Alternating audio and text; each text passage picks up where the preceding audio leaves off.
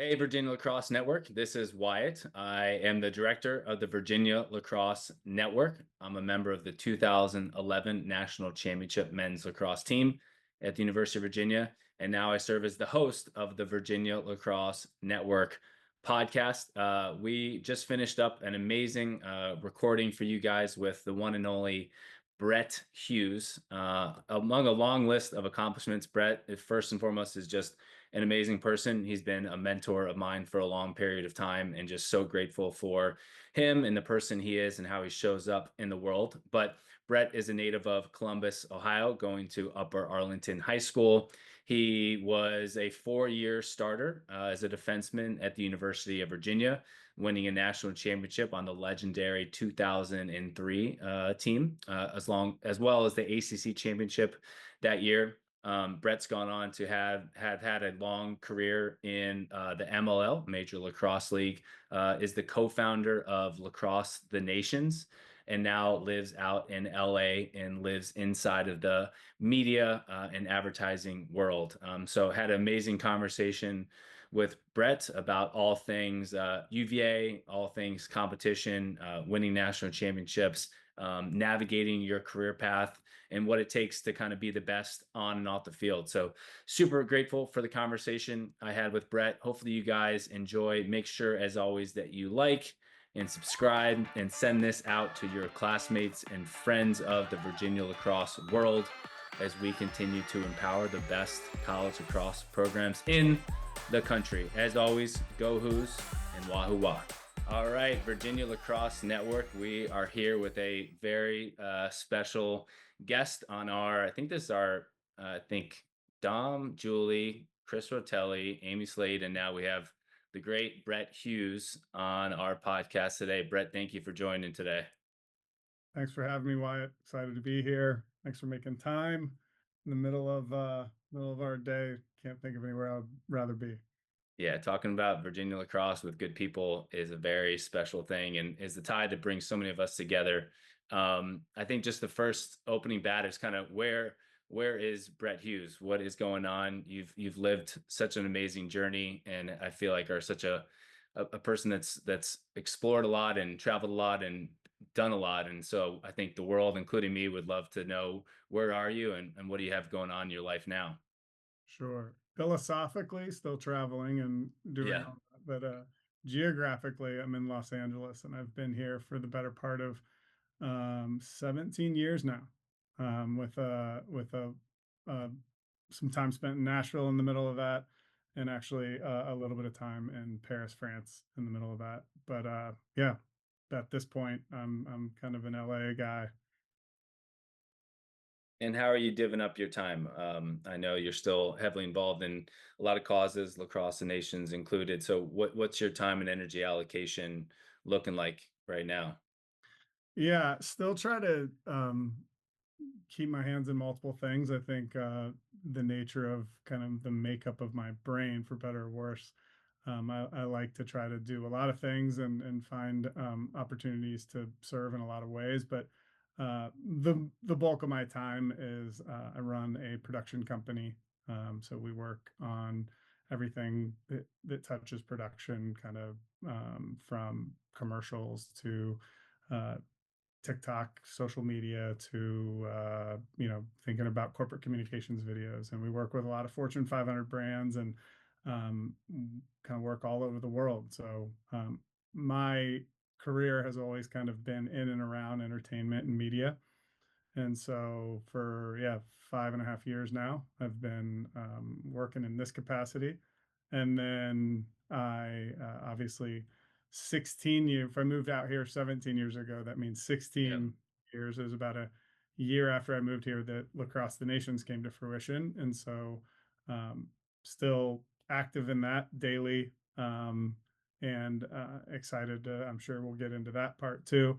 And then Yeah. still doing a lot of mentorship and working with mostly lacrosse players, but athletes in general.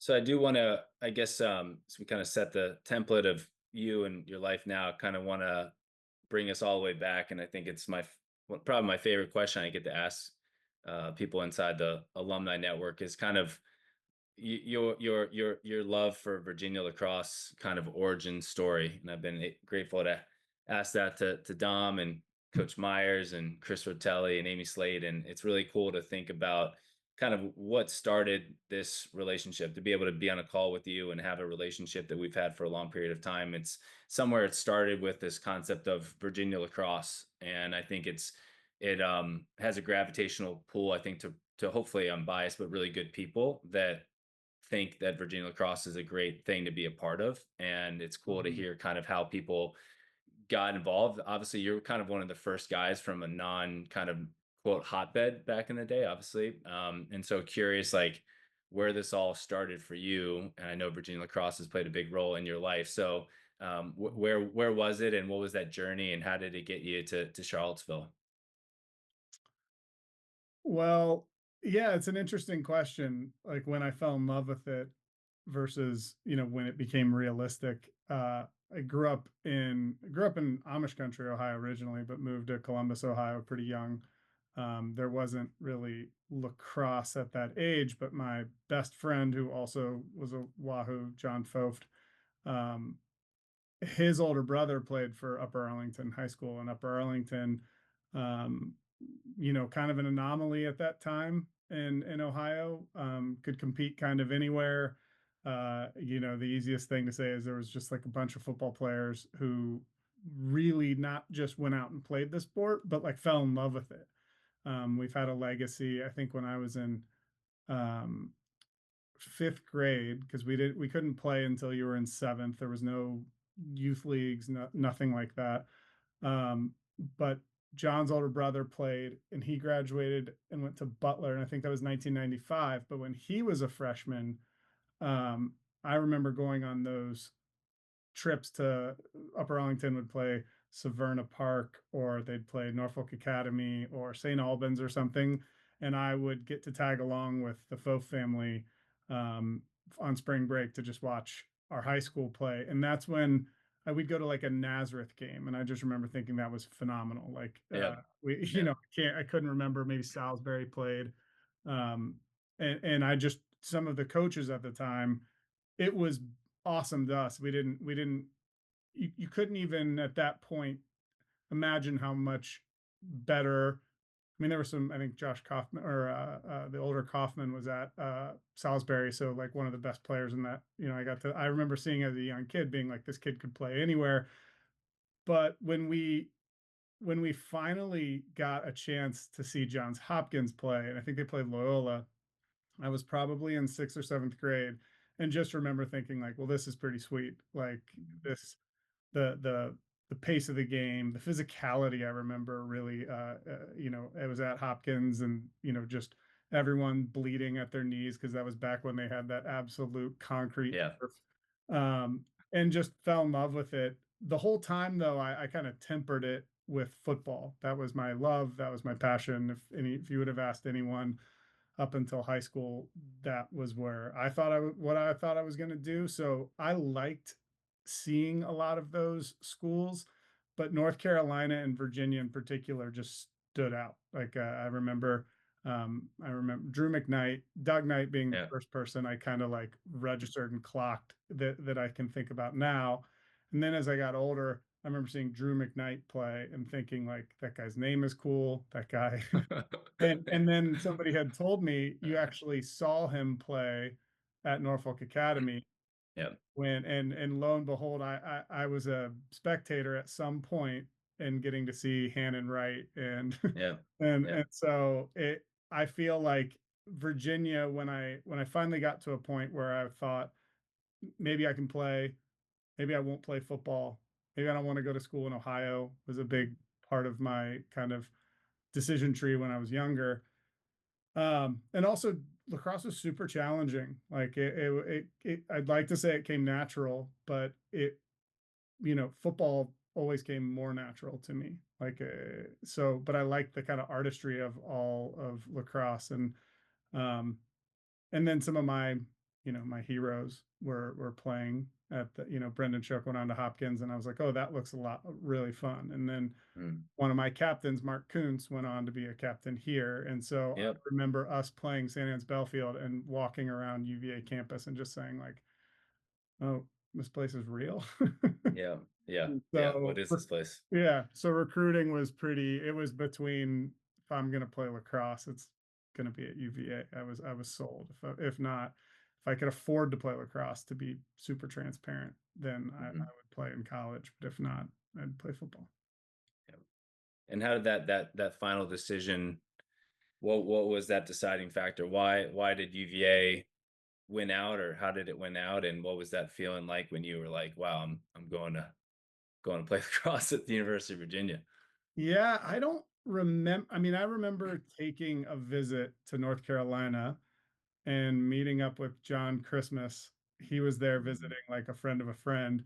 And I remember telling him like something to the something to the effect of, there's some part here that is, I thought I'd love it, Michael Jordan, all those things with Yeah. UNC, but there was some part of Virginia that had me 10 times more excited.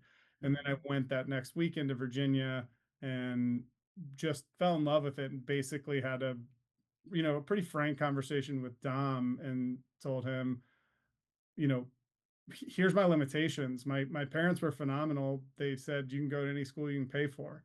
So Mhm. I think I wanted to come, and I think coach Colbeck, coach Starzia, Tucker, the alumni, like the current players, I think they did what they could to help me make that feasible, and there was no like hemming and hawing. The second I Yeah. got what I needed to come, I was signing.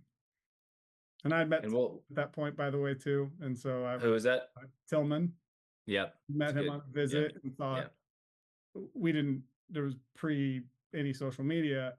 And I just remember really liking him, having no Yeah. idea how good he was or anything like that. But him, Mike Powell, myself, John, a couple others, but I remember in particular speaking with Tillman and just Yeah. really, really liked him and thought like that'd be fun. Then Yeah. finding out later, like he did all right for himself, did all right for Yeah. us. That worked out. That was a good addition. Yeah. And we'll talk a lot more about Dom, and I know Coach Van has meant and does mean a lot to you. So just a surface level touch points, and we'll dive into those guys. They're two of the best people ever. What was the draw for to have Coach Starja and Coach Van? I had Hannon was one of my coaches, so I love Hannon as well, and he's in the same cloth, obviously, as those guys. But what were those two guys? What was that first feeling you had about them being people that were going to help mold you as a young man? Because I think that's how they look at their profession. How was that impact for you early on?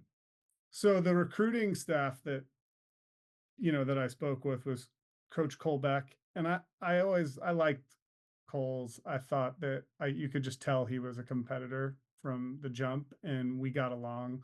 Um, he also liked fishing and stuff, a lot of things that like I grew up doing in Ohio. So it was Yeah, he seemed like a really intense person that also I could get along with. Tucker, kind of the same way. You just knew that there was no bullshit, and um, it, contrary to like my maybe demeanor on the field, like that's what I really appreciate is people who are to the point and have a vision. But then Dom, on top of that, I really thought one of the things he did was um, he left the door open for me to play football.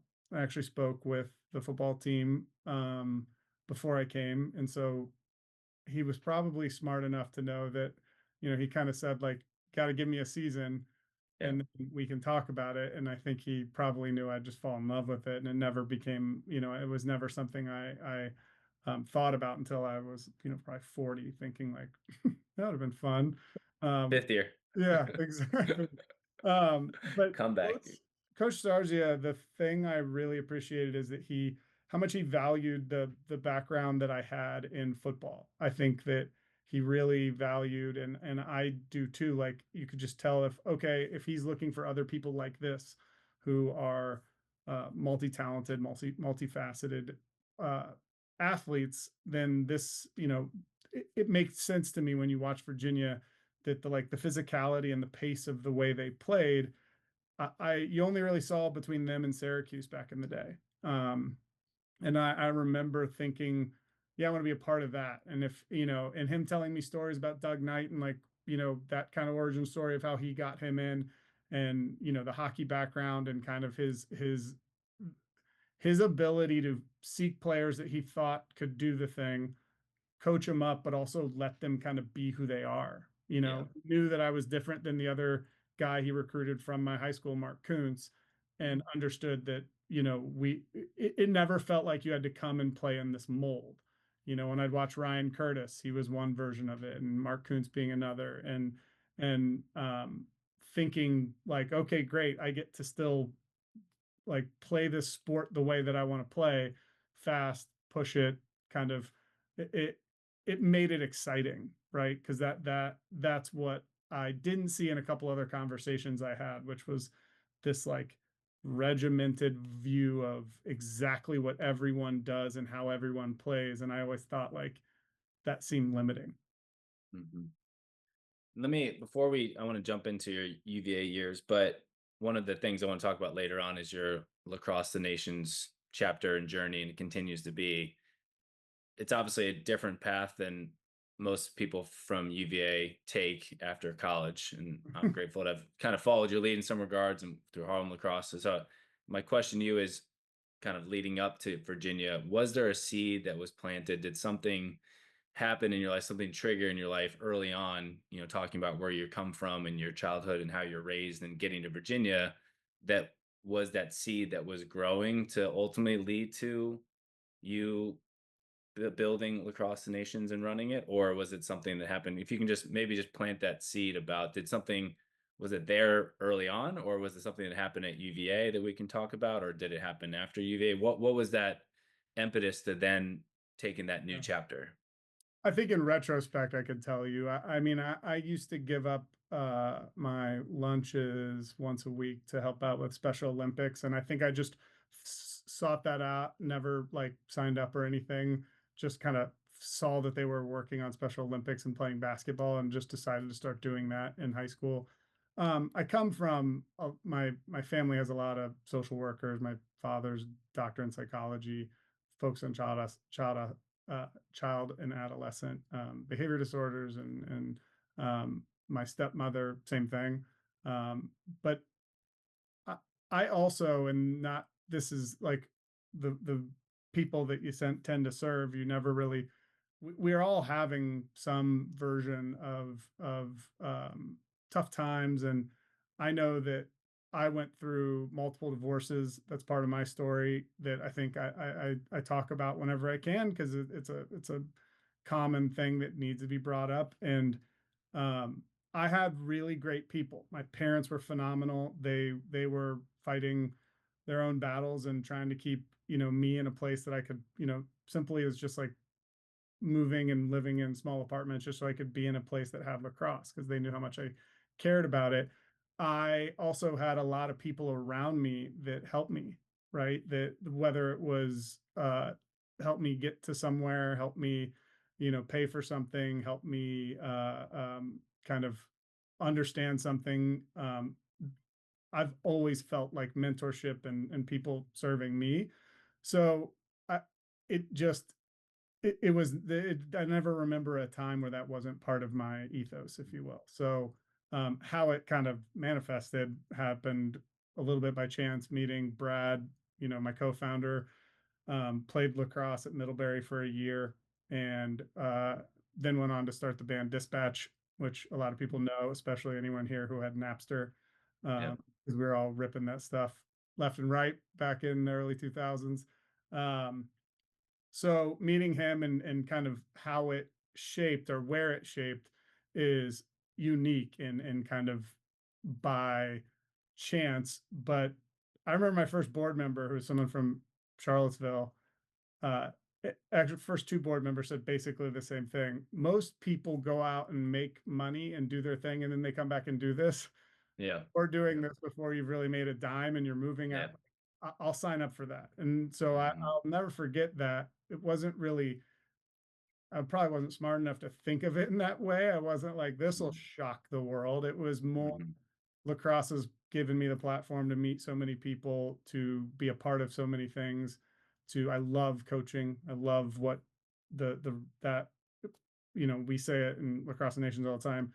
After you earn the right to be heard as a coach or a mentor, as a friend, whatever, the bond and the alliance that you can create can really change someone's life. So Mhm. I've valued that. I've been on the receiving end, so it only made sense to.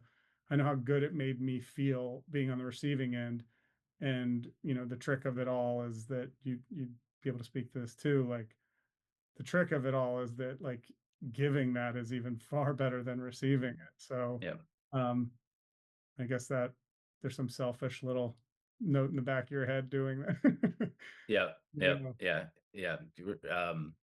I want to, we'll talk there because I just want to kind of understand as we kind of navigate who you are and the difference you've made on and off the field and kind of how it all culminated. So, um, and so that the giving aspect was just who in your DNA growing up. And then you add in the lacrosse stick and it takes you on this amazing journey. You show up to Charlottesville, your kind of dream school, and you have a ride of a lifetime, obviously a culmination of a national championship, captain of the team, one of the most historic, lacrosse teams, a real redemption story, as I've understood from the year before losing and coming back and winning that championship and being a part of, I think, pound for pound, some of the best lacrosse players in the history of lacrosse, let alone college lacrosse. And so, can you kind of let's start surface level? Just how do you look at those 4 years? I believe you started every game all 4 years. A kid from Ohio,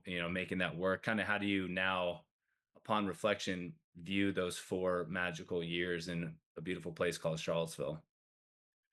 Well, oof, a lot of learning, I think, is the we were bookended by some pretty you know tough, is not even the, in retrospect it was the time of our lives, but Yep. my freshman year, and that was the goal, by the way. Like, I didn't know, because once again, I didn't even know who was on the team. There wasn't a ton of video. I wasn't analyzing. I was just focusing on who I am, and felt athletically like I could go to any school and do anything. I think having kind of the football background that I did was important. I think, just to, like, thinking like physically I can go out there and do it. So my goal was to start from the day I stepped on campus.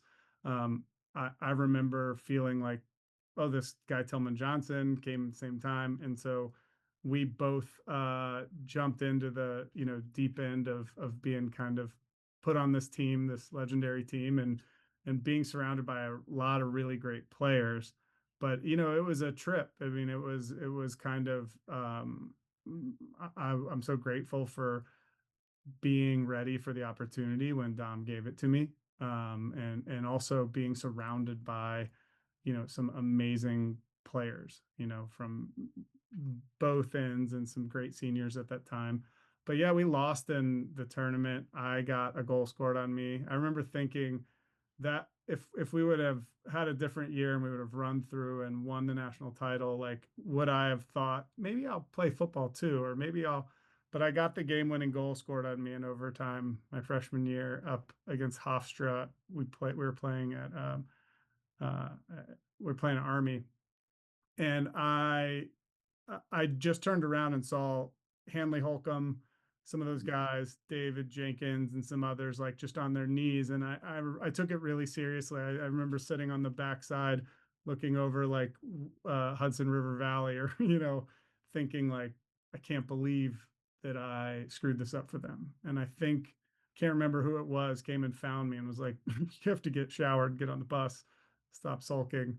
Yep. But that really, I remember thinking, okay, this I don't got this figured out. Like, as great as that season was, I owned that. You know, I, there's a lot of goals scored that game, but the last one was scored on me.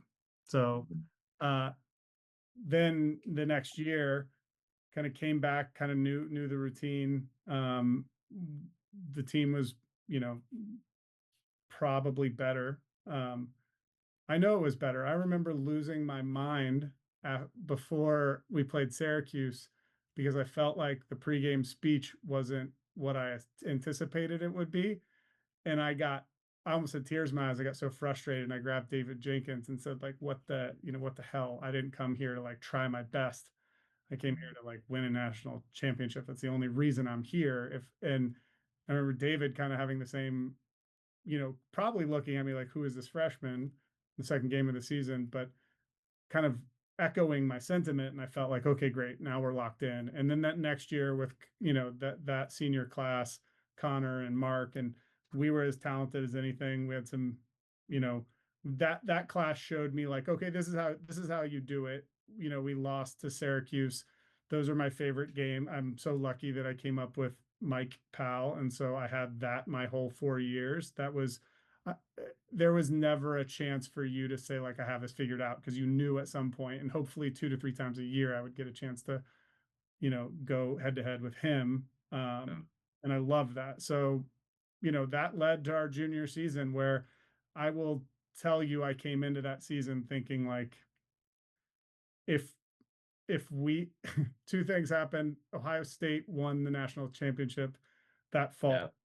and I Yeah. had friends on that team, and I was home before at Christmas when that all happened. And I remember one of them coming back and saying, wouldn't it be hilarious if you went to UVA and didn't win a championship and we at Ohio State did?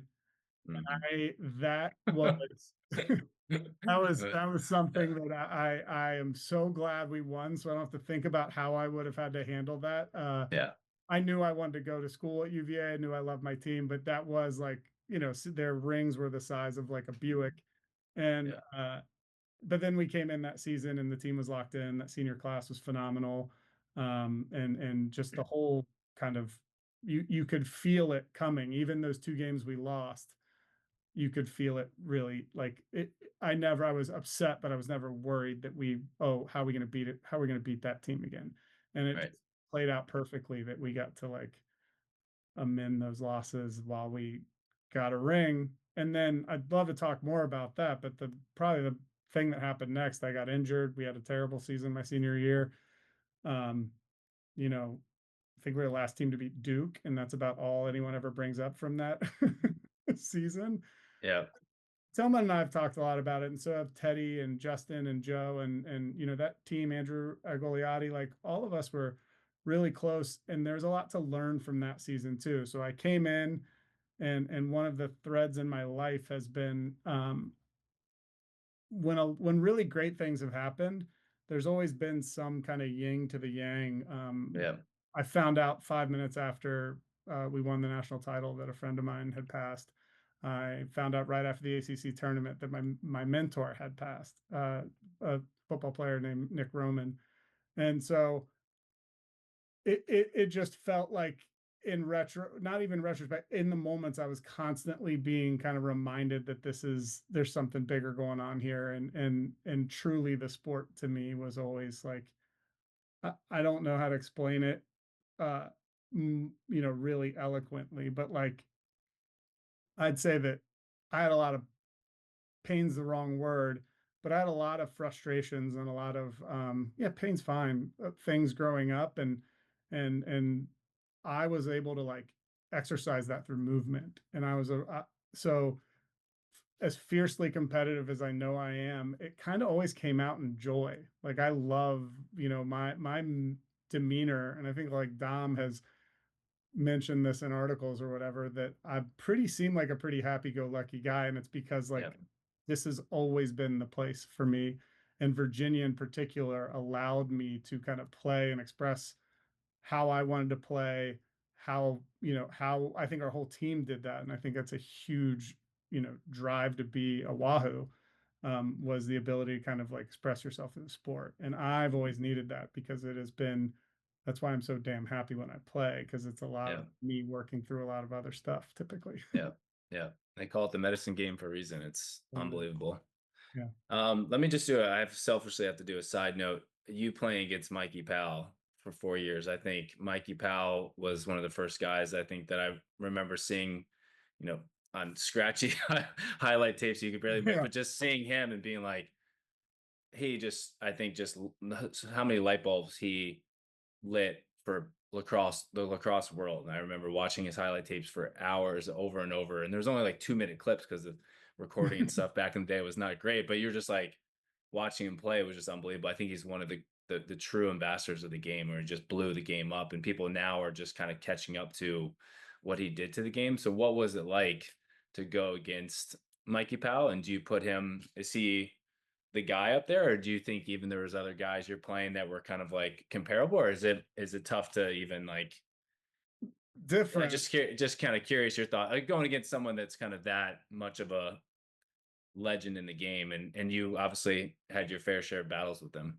Yeah, I mean that last name has been kind of the Ryan, Casey, and Mike. I've played all of them. I consider all of them friends. Still stay in touch with all of them. They were, they're kind of Mount Rushmore. They all were different. I mean, you see all the things that each of them have in each other. And Casey's my size. Ryan's even like more of a bull in a china shop that is so in, but they're all just wildly talented. But Mike was, I mean, he was the most fun person to guard.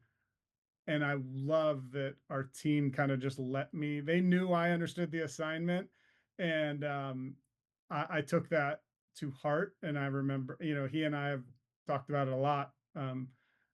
Over the years, like it was just really fun. Like that was the reason I came here, was to uh, play the best players in the world. And yeah, for my money, he's the best player to ever do it. Like we can argue Yeah, that. Like, and by the way, there's a lot of great arguments for, the Pat Spencers and the Lyle Thompsons and the Gates and, Casey and all those other people that get mentioned all the time. But yeah, that's the most fun thing in the world. And I also came up with, Ryan Boyle, but Ryan Boyle, and he'd probably say right here on the podcast, like that was different. Mike was very, very different. And playing in the MLL against a lot of those guys too. Yeah, Mike's the standout there. And I think everyone loved, like, as much as we all want to kill Syracuse, right? Or we want to mm, like, I think everyone can sit back and say that was awesome. I remember talking to a yeah, couple guys, Brody, Merrill, and another friend of mine on Georgetown, who was playing the night before we beat them in the dome. And they were like, "Oh, it's awesome. Loved watching you and Mike go at it," or something like that. And then somebody I didn't know on the Georgetown team said, "Yeah, I hope your parents aren't here though," or something like that. And I just remember laughing and saying like, "All right, like okay, I didn't know I needed to hear that, but that right. so I You don't heard it, know. I think I think I got lucky. I will say like I don't think he scored the next day. But those were, I knew that like, oh, I didn't have him figured out. I got lucky. Like he was next time I right, play, he right, probably had four, right? right. And Yeah, then he yeah, won the title that year. So last laugh goes to Mike. yeah. Such an unbelievable force. Two more things just about your time at UVA. We'll come back to it, but I want to make sure we get the post That's UVA. where you get into like the Biltmore and I mean, All the fun stuff. yeah. Yeah, yeah. So I guess on a personal side, I mean, reading about you and learning more about you, like the word that comes to mind is like competitor. And you are a fierce competitor, but to me, you've always come off as just like a big teddy bear, like such a great, nice, thoughtful, caring person. So talk to me about being a competitor and what that meant to you, and how you've kind of, it seems like you kind of like great competitors pull just like the Mikey Bell situation, like you just said, you hope your parents are here, like you're always grabbing and pulling stuff. So I know the current UVA guys listen to these podcasts and they're pulling from legendary figures like yourself on how they improve their game. So what did you do to become? I think like you become a competitor. There's obviously natural drive, but what were the things that you found were successful to have you play at such a high level for a long period of time at UVA, but also your professional career? Well, thank you. I mean, there's some nice sentences in there that I hope people can learn. I mean, I did the same thing learning from other competitors, but I think Pete Carroll has a fun way of explaining like there's different competitors. There's like a hierarchy of that, and there are some that are competing against someone else, and that's the heap of it. And that actually becomes selfish, right? Like at some point, it's about you and him and how you did and how many goals you scored or how many, the only reason that the Mike Powell story mattered is we actually won in the dome. Like there was times where I blanked my guy and we lost, and the hell does it matter? Like Right. it never mattered to me if we didn't win. Winning mattered so much. Probably one of the reasons that like the misconception, and it's not a misconception. I actually value someone calling me like he's really sweet or nice as long as people understand that like that's not a weakness, right? And so um I would say that my the level of competition above that is like people who compete uh against themselves, and I think that's a healthy version, and I think the highest version of that. And when I worked with Pete, he would always that was it, like ball was the goal. And when I was an ambassador for Win Forever, the best competitors are the ones who compete and bring everyone. Like they don't want it to look so self-indulgent. They don't want it to be just about them. They want to compete in a way that's like magnetic and intoxicating for other people to be around. And I think that I'm not like it doesn't work just having one. I would say that Chris Rotelli's of the world, and Trey Whitty and Connor Gill, and just I go on and on. If I name any more, I'm gonna get mentions here. Yeah. Calvin, AJ, all my roommates. Yeah. Sorry, Yeah. I'll get Shout black. out. Shout out to everyone. Yeah. Yeah, All. yeah, exactly. So I think that that's how I viewed competition, and that's what what what always started the whole thing was I love these guys. I love team sports. I never really was interested in competing singularly in tennis or golf or anything like that. I love having an idea, bringing a vision to it, and putting a team around it to execute business, whatever it is. That's what I love more than anything.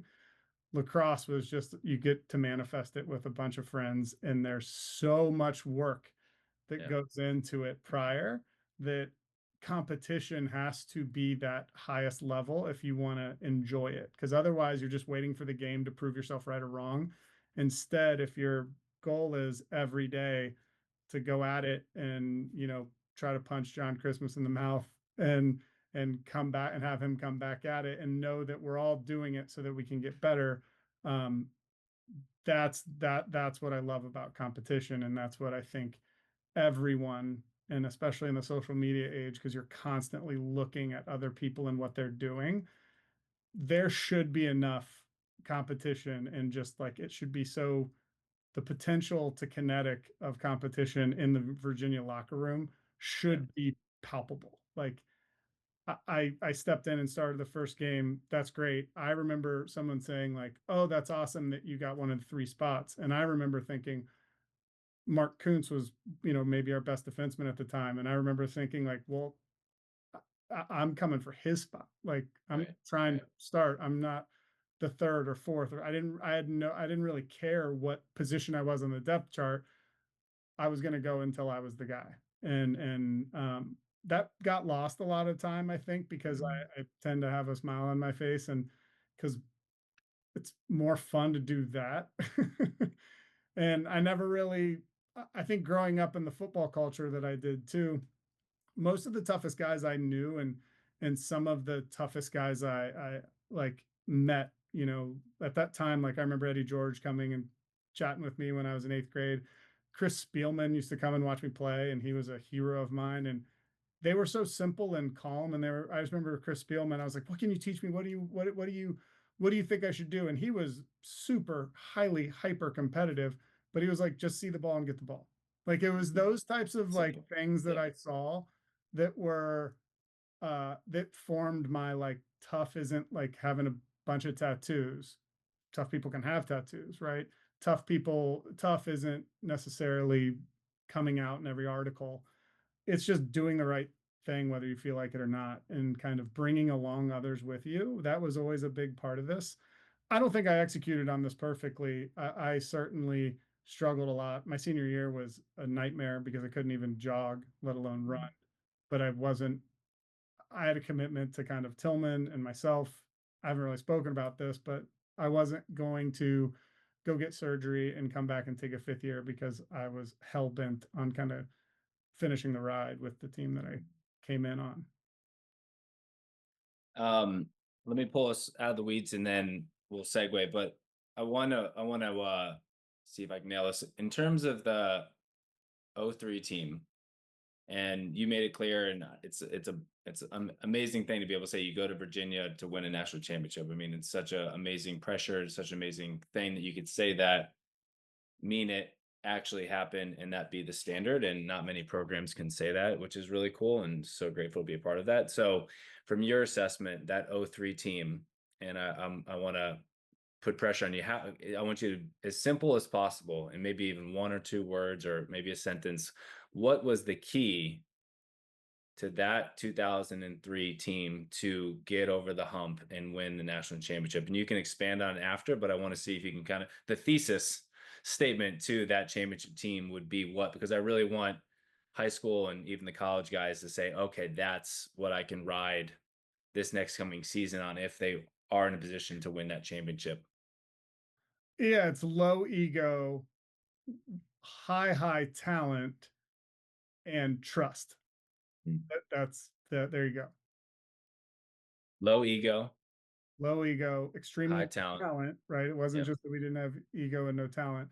And then we had trust, where we all trusted that if we did the right thing, didn't matter who got, All American, didn't matter. I mean, Roto got all those awards at the end of a season that we Yep. won everything. He was just as good as that. Had we not, he probably wouldn't have won all those awards, but he would have been just as good regardless. Right. Right? So it was that's it. It wasn't that there was no ego, by the way.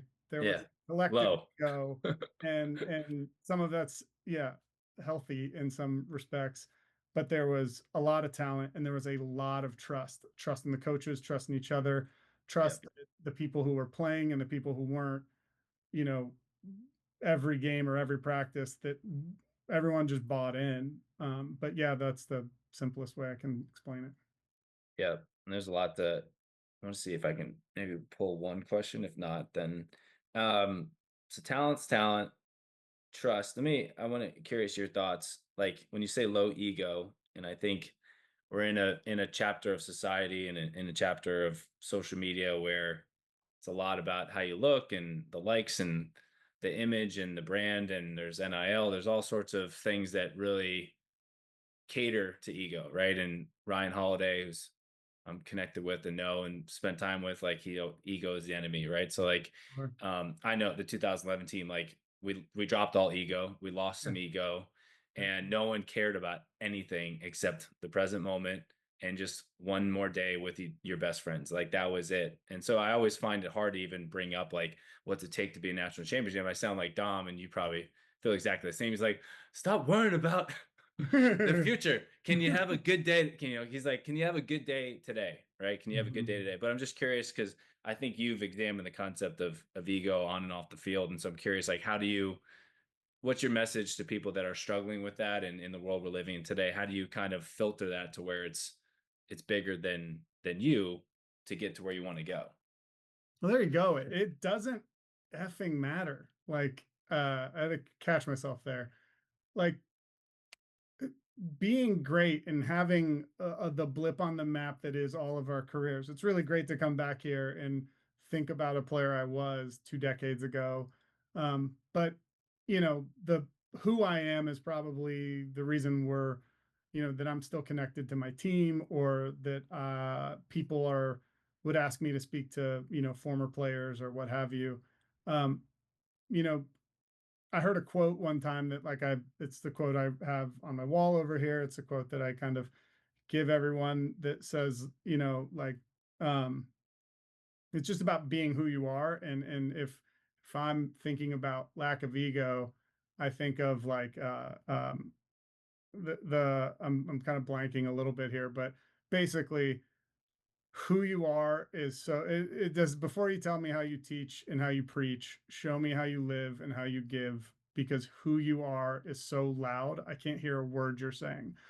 The reason that matters to me is that like what we were going to do together actually, whether it's selfishly or whether you're coming at it from the point of view that Ryan Holiday and like Stoic philosophy, or Adlerian psychology, all of those things are about where you want to go and why you want to go there. And if it's just selfish, well, the team's going to help you do that too. So even if that's not the like healthiest way to do it, you'll find that by like even adopting that psychology, by the time you get there, you'll be like, this is a lot better to be doing this with the team. This is Yeah. a lot better to sacrifice a little to get a whole lot. And I would say that's the morsel of truth that is that I'll argue with anyone, is that sure, you can probably get, as someone who works in the space of like landing sponsorship deals for number of followers and what have you, you know Yeah. that if you want to even put like a media hat on, sure, doing something amazing is great, and that might get you some money.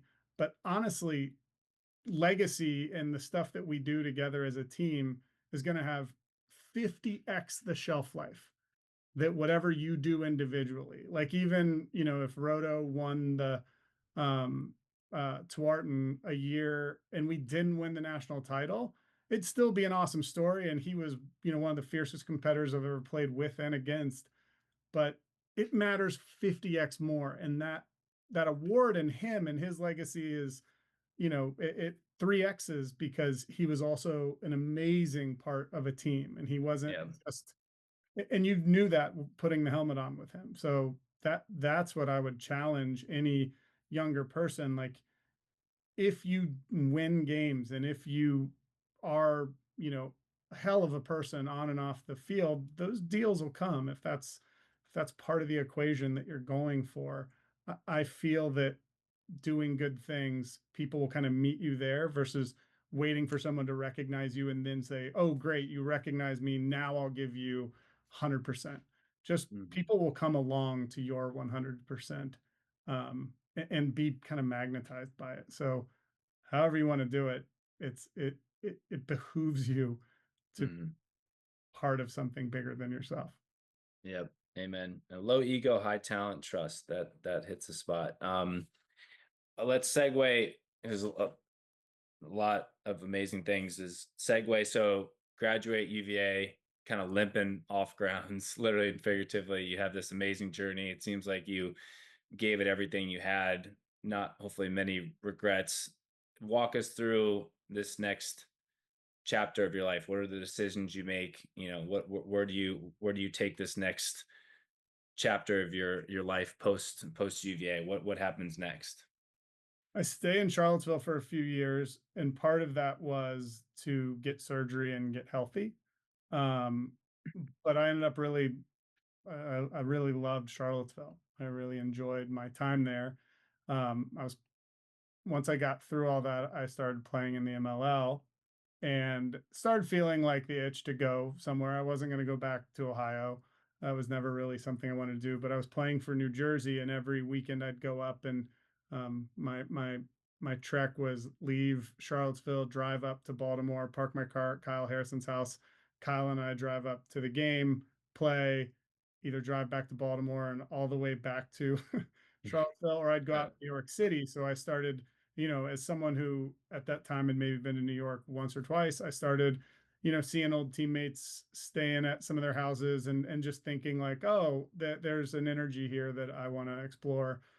So thought about that, and then we went to LA and we were playing the LA Riptide, and I remember getting recruited by Stanford football and UCLA, and just getting letters and asking my dad, like, I don't really know anything about this. Like, it's not Penn State, it's not Ohio State, it's not, Purdue. Um, and then him kind of laughing and saying, like, there's classes under lemon trees out there. Like, Yeah. Yeah. Stanford's pretty sweet. And Yeah. so when I landed in LA, there was some part of it. the weather, and I had some friends out there, and I just fell in love with it, and kind of came back, called Kyle first and said, like, I think I'm going to move out to LA. Do you want to go? And then that became the trek. And the reason that all matters, we ended up packing our car, and he and I drove across country, did a bunch of like clinics along the way to kind of create a road trip out of it. Um, and met Brad while I was in Denver, meeting a buddy of mine named Lou Braun, who played at Hopkins. And we ended up having this conversation about like doing more with the sport, right? Like, me wanting to give back through it. And so all of that, kind of just the movement of place and space, put me to maybe think about my life a little differently. I didn't have a grand master plan. Like, my dad's a doctor in psychology. My mom is a dental assistant. My grandfather's a postman. My grandmother's a florist. Like, high yield trading and Wall Street, and a lot of the things that, I learned to really think are cool and understand the pathway, like that just wasn't part of any conversation I'd ever seen. Yeah. So I knew that that wasn't maybe what I wanted to do. Um, so going out to LA, connecting with and developing, getting the opportunity to develop, the like with Nike, the first foray into high-end lacrosse camps, the Nike Elite Lacrosse camps, mixed with playing with the Riptide, and you know, moving 3,500 miles across the country. I wasn't going to stop 3 miles short. I was gonna I was gonna go right to the beach. Going. So Yeah. Yeah. yeah, Yeah. Just so drive right to the beach. landed there. There was a really cool lacrosse community that I didn't even know, that existed. And yeah, I felt like there was a community there, and a lot of the things that LA probably isn't known for, I somehow found. I got lucky, and really found a home here. And let me plant a flag, and if you don't mind, we're going to talk a little bit more about lacrosse, the nations. And so, for those that are unaware or maybe have heard, and a deeper dive, what is lacrosse, the nations, and what is it doing now after all these years that, all the blood, sweat, and tears you guys have put into it? It's still the same. Like, at the end of the day, it was using lacrosse as a conduit to resources, to opportunity, to education. So the way we talk about it is, the people, the local coaches are creating and using our school as kind of the classroom, or our sport as the classroom. So once we get kids out, depending on the needs of that community, because there isn't, the community needs, even on different sides of Managua, Nicaragua, and the programs that we have are a little different. And same thing with, our two programs in, Colombia, Tenjo and Medellin. Those areas need different things, and what we want to do is have the sport be I said it earlier, like, earn the right to be heard. We need to go in there, we need Yep. to find the sport, that the same reason we fell in love with it. It's unique. It's got this tool, and it provided a really amazing playing field, because it wasn't baseball or soccer or boxing or sports that they had like a predetermined hierarchy, um, socially or otherwise. Um, so girls and boys could come out and be on the same field together, and everyone could be horrible together, just like when we all started. Yep. Um, and then have the ability to bring coaches who are local. The goal always being, when we're not there, it even runs better, right? When we Yep. put teams down, they are an exciting thing, but they aren't needed to run our programs. And partner with great schools and great community centers, and um, bring kids down. That's certainly part of the mission statement. Bring people, kids, enthusiasts, coaches, refs, whatever, and kind of allow the programs to do the work, going back, so that we come back to the States or wherever, feeling, filled up by the sport, and seeing like this small thing, and compared to some of the other sports and other platforms created, this small community we have just has the ability to impact and make ripple effects all over the globe if we, get down on our knee and get eye to eye with the people we're trying to help and understand that, like, you mentioned it before, and it's really, I've always kind of felt like it's not my place to speak to it, but it is an offering. The game was offered to us and used for a lot of things. And there's uh there's some version of that that's true. You're just having a catch, and that opens up doors to help anyone and everyone. Mhm. Um, and we had a chance, and just touching on that, we had a chance to catch up about a year ago, which was amazing when I kind of had this opportunity with VLAN, and we caught up for a while, and you kind of said a statement that kind of hit home with me, because Uh-oh.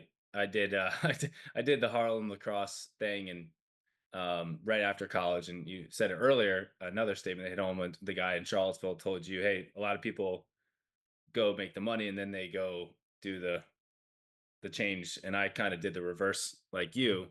And you said when we spoke a year ago, like you've had a different lens, you've looked at life through a different lens based off of your kind of lacrosse the nations experience. And I've had that for going on, I don't know, 2012 was when I was in Harlem, so 10, a long time ago at this point, where I've kind of just looked at the world a little bit differently based off of what the the lacrosse stick can do to change my life, change your life, and then go to Nicaragua or go to Harlem and give a kid a stick.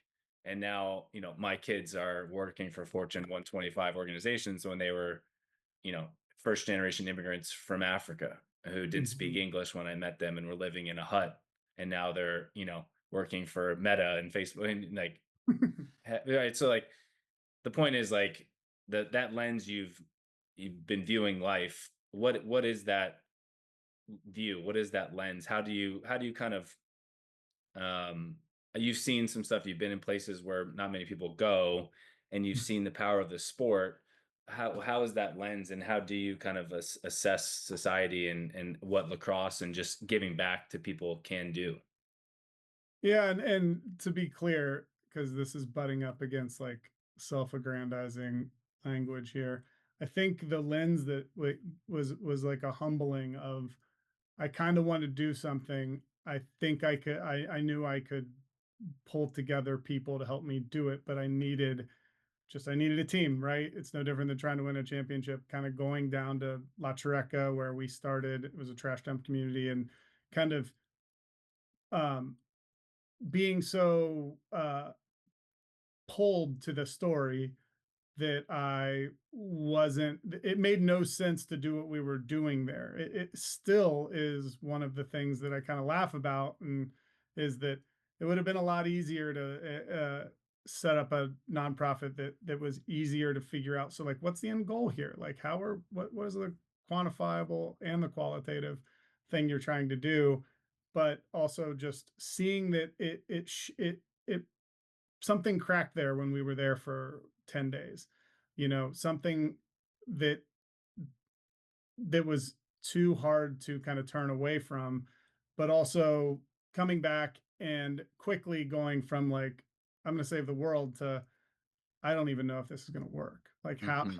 how is it, like, and being really, having the right board around me, challenging me, um, to be smarter, be better, to step up and kind of make sure that this is always actually impacting something. So I think that is the lens that I took from it, less so than like I was always going to try to serve, and whether that's through coaching or mentorship or whatever, those are things I was already doing and loved. But really, I think that's the lens that got put on my life of like, maybe it doesn't always have to make sense. Maybe it isn't like a perfect plan that I can see through to the end. And for better or worse, like there's probably a lot of people that would attribute that to my ADHD too. A So, lot of um, lenses, a lot of lenses. yeah, like Yeah. there certainly, maybe it was that I was the right person to kind of um, continue to develop different plans and ideas. And I have to give it really to everyone who's been a part of that, and everyone who's donated to it, because there were plenty of times at the beginning that we were kind of like, how are we going to make this make sense beyond just like a really, we never wanted it to just look bad enough that you donate. We always needed it to have an impact and tell that story in a meaningful way so that you don't just not that I never want to take $1 away from a kid down the street, but I want to be so compelling that you give $1 to Harlem and $1 to Lacrosse the Nations. That was always the Yeah. goal. So that's probably where that lens came from. And then also ultimately I think it's allowed me to have um a stiff upper lip for the different. I mean, I'm been in startup world most of my career, and you know, when that's your baseline, you kind of have the ability to stick it out a lot of the time, and Yeah. I think, yeah, maybe that's the way to look at it. Yep. It's maybe another best day is something I do want to talk about. We're running short on time, but I think that probably was birthed through just the idea of like, hey, all things considered, we have a lot to be grateful for, and it's up to you to have a good day and make another great day. And based off of understanding that we've been given a lot, and we should make the most of it. I do want to loop us back into kind of just the Virginia world as we have a few minutes left. Just based off of what you kind of articulated with post UVA, obviously the Virginia Lacrosse Network, our job is to help really much the current players' dreams come true. And that is, I think, threefold. Is kind of there's one moment where I want them walking off grounds with three things, and that's a diploma from one of the best places in the world to get a diploma. That's a national championship ring to get from the best place in the world to play college lacrosse. That's a fact. And then the third is the dream job of their choice.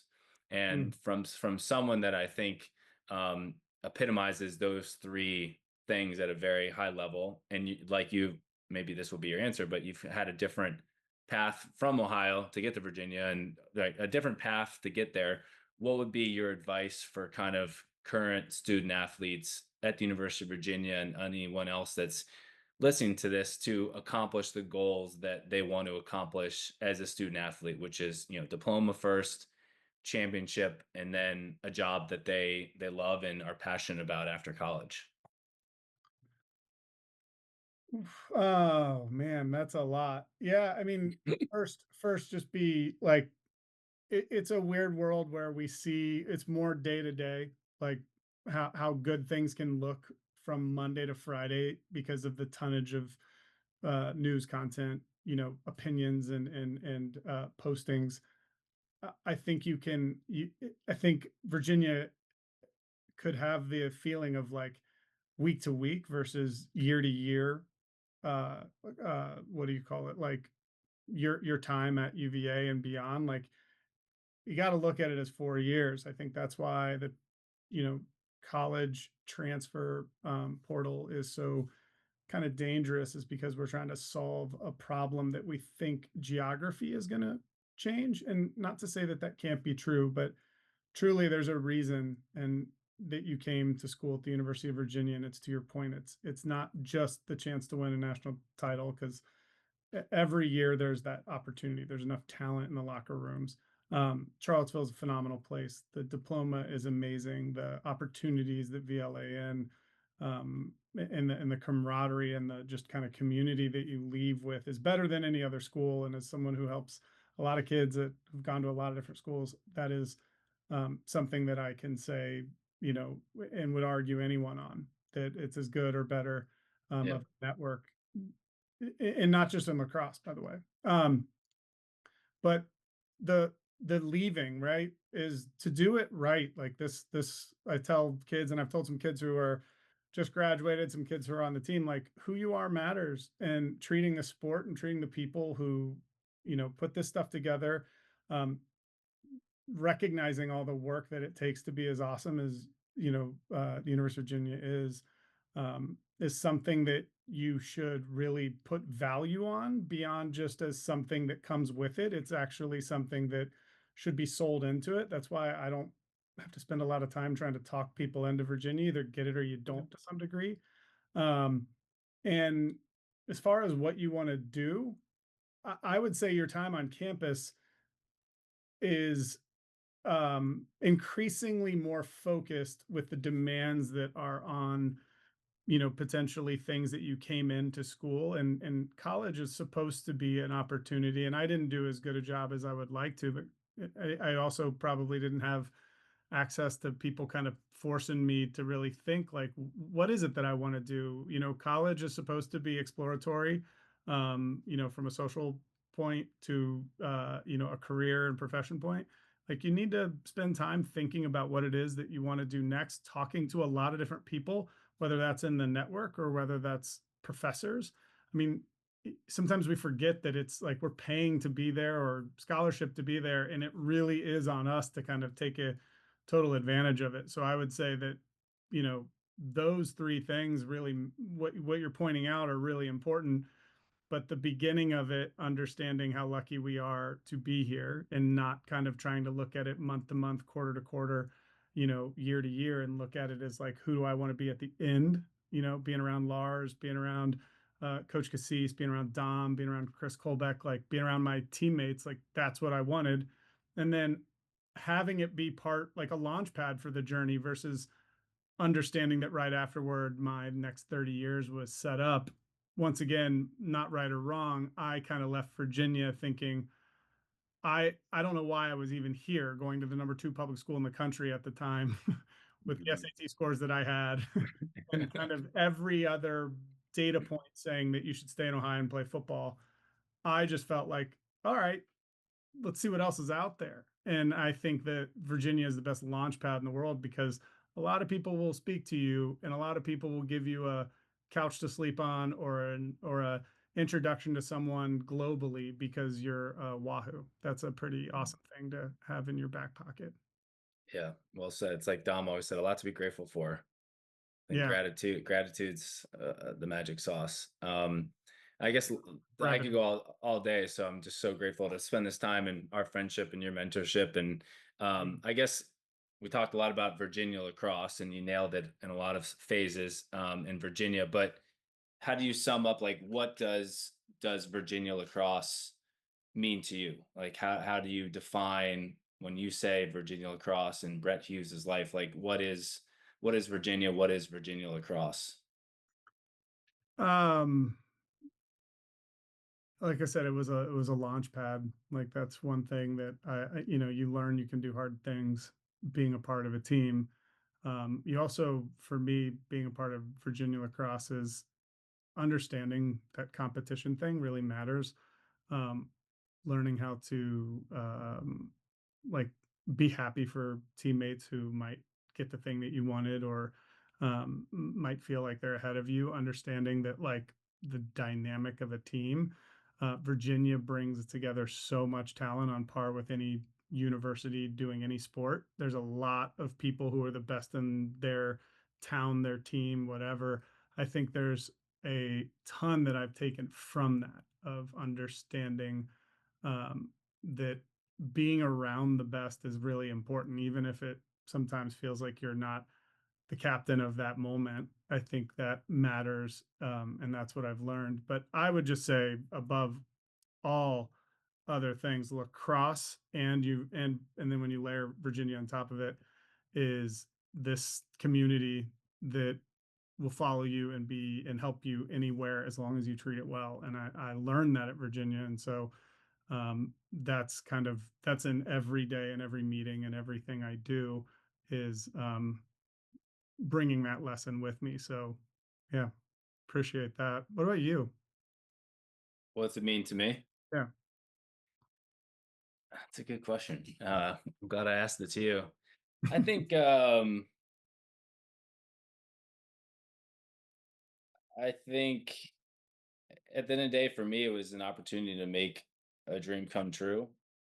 And I think that's why I'm so grateful for the kind of role I play with VLAN, is because looking up to you guys and seeing you guys play and thinking that's something that inspired me, and something I wanted to be a part of, and something that I think was worth working really hard for, really helped set an expectation for what your life could look like, and the people in your life, and the things that you care about.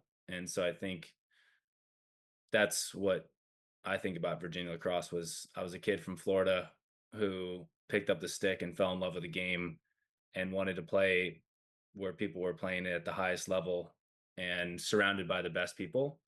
And that's what I think of Virginia lacrosse, is just really good people that care about being good people and then playing, I think, the best game that was built around bringing people together, not pulling us apart. And so I think Virginia lacrosse is kind of the epitome of kind of what life is all about, is doing really good things with really good people. So I'm very grateful to have been around some amazing people that are my best friends who I got to play this unbelievable sport with. That's really well said. Something that brings up just before I go is that I remember speaking to one of my high school coaches and saying one of the things I loved learning in football and then lacrosse. We won all but maybe 3 games, 4 games from my like seventh grade year to time I stepped on Virginia. Hmm. We had lost a few games and we got smacked pretty hard my freshman year. And I just remember thinking like this, I hate this, but also, man, I love it. Like the sport and Virginia in particular, because we play such a great schedule and the expectation is so high that you really do get to learn to love. Like we were really talented and worked just as hard and tried to do everything we could the year that we uh, lost in double overtime in the Final Four. And then maybe the next year, to your point, there was just a couple little things, the rungs in the lock lined up at the right time and unlocked a championship for us. But the the variance of those moments, or could have been in those finite details, you have to love it, win, lose, or draw.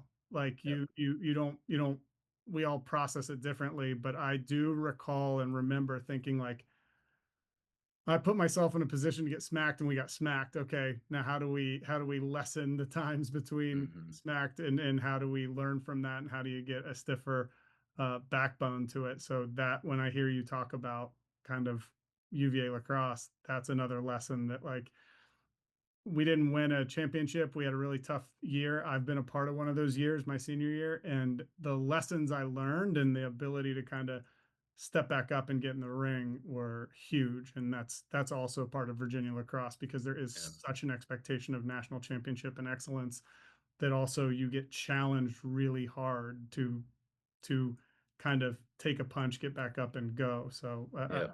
what you said really reminded me of that moment.